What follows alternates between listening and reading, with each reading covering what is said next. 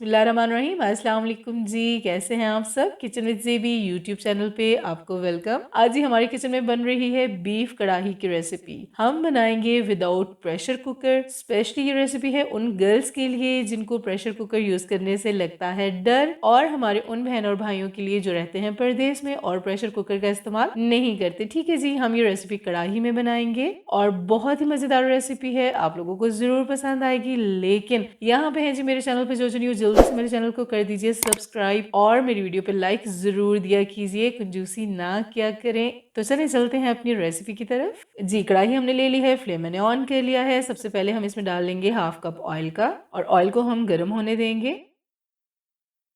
जी, तो ऑयल गर्म हो चुका है। अब हम इसमें डाल लेंगे 2 दरमियानी साइज की बहुत ही बारीक चॉप की हुई प्याज, और 4 से 5 मिनट लगेंगे प्याज को गोल्डन होने में। हम प्याज को गोल्डन कर लेंगे।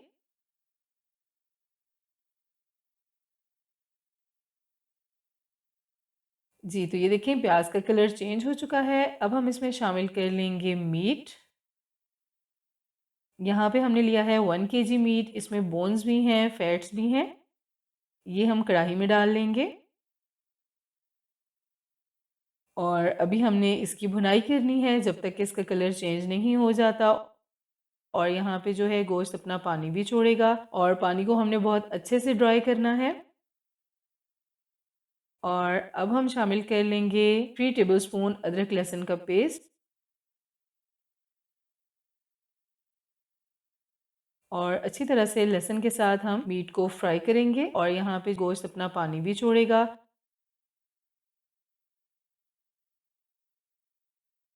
जी, तो ये देखिए पानी बिल्कुल ड्राई हो चुका है। अब हम स्पाइसेस डाल लेंगे। 1 टेबलस्पून हम डाल लेंगे नमक, आप अपने मर्जी के अकॉर्डिंग कम या ज़्यादा कर सकते हैं। 1 टेबलस्पून हम डालेंगे paprika powder, half tea spoon हम डालेंगे हल्दी पाउडर, 1 एंड हाफ टेबलस्पून हम डालेंगे धनिया पाउडर, 1 टेबलस्पून हम डालेंगे रेड चिली पाउडर, और 1 टेबलस्पून हम डालेंगे ज़ीरा। ये शामिल कर लेंगे। और अगर आप चाहें तो 1 टीस्पून गरम मसाला साथ ही शामिल कर सकते हैं। ठीक है जी। अभी हमने गोश्त को मसाले के साथ बहुत अच्छे से भुनाई करनी है।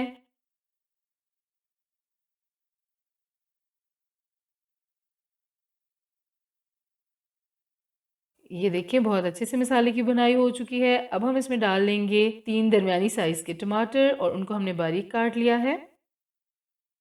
अब हम गोश्त की तब तक भुनाई करेंगे जब तक कि हमारे टमाटर जो हैं वो सॉफ्ट नहीं हो जाते।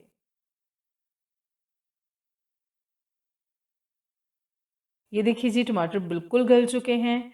अब हम इसमें डाल लेंगे 1 एंड हाफ लीटर वाटर, और बिल्कुल लो फ्लेम पे हमने 50 मिनट्स के लिए इसको रख देना है, ताकि हमारा जो मीट है वो बहुत ही अच्छे से टेंडर हो जाए, बहुत ही अच्छे से तैयार हो जाए। ठीक है जी।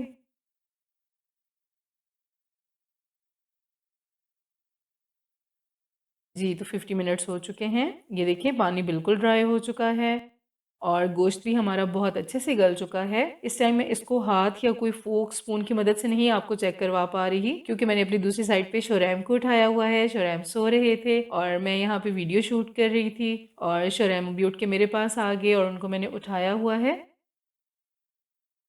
और अब हम यहाँ पे शामिल कर लेंगे दही 250 ग्राम, और दही डाल के हम इसको मिक्स कर लेंगे।